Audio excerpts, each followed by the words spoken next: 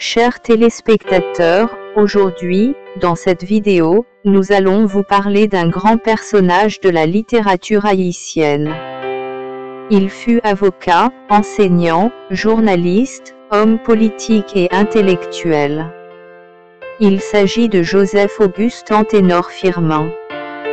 À partir des données recueillies, Anténor Firmin est né le 18 octobre 1850, Cap-Haïtien, Haïti. Sa conjointe s'appelait Marie-Louise Victoria Rosa Salnave. Ses enfants, Anne-Marie Firmin et Georges Anténor Firmin. Parlant de son éducation, Anténor Firmin fit ses études secondaires au lycée Philippe Guerrier, dans sa ville natale. Puis dès l'âge de 17 ans, il commençait à enseigner. Il fut professeur et inspecteur des écoles. Quelques dates importantes dans la vie de Joseph-Auguste Anténor Firmin. 1879, candidat malheureux à la députation.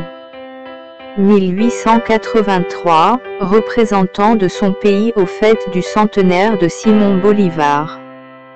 17 juillet 1884, admission le à la Société d'anthropologie de Paris. 1885, il s'exilait à Saint-Thomas.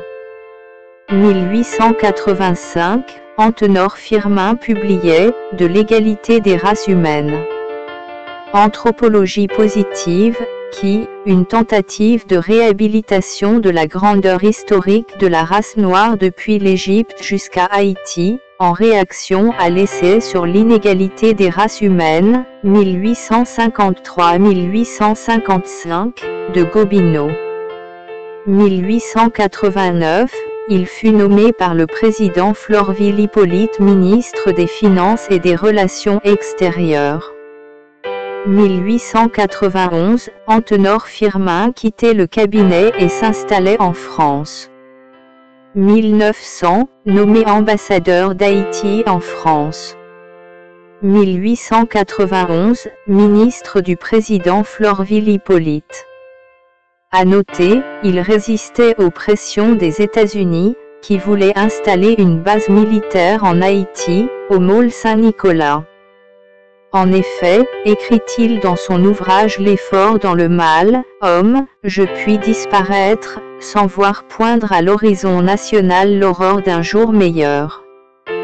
Cependant, même après ma mort, il faudra de deux choses l'une, ou Haïti passe sous une domination étrangère, ou elle adopte résolument les principes au nom desquels j'ai toujours lutté et combattu.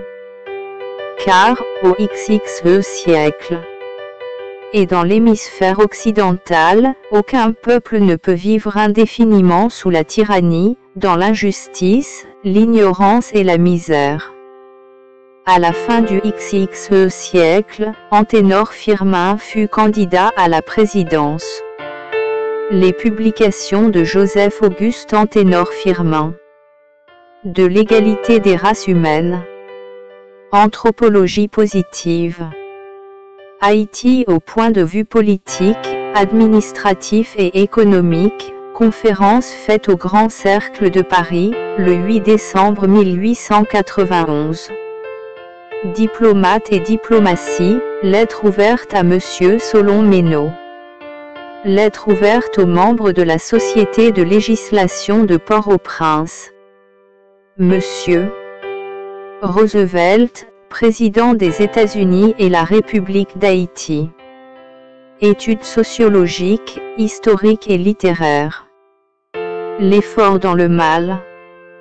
Lettre de Saint-Thomas, études sociologiques, historiques et littéraires. Enfin, Joseph-Auguste Anténor Firmin meurt le 19 septembre 1911, à 60 ans. Chers téléspectateurs, c'est la fin de cette vidéo. Aimez, commentez, abonnez et partagez la vidéo. À la prochaine pour une nouvelle vidéo. Merci.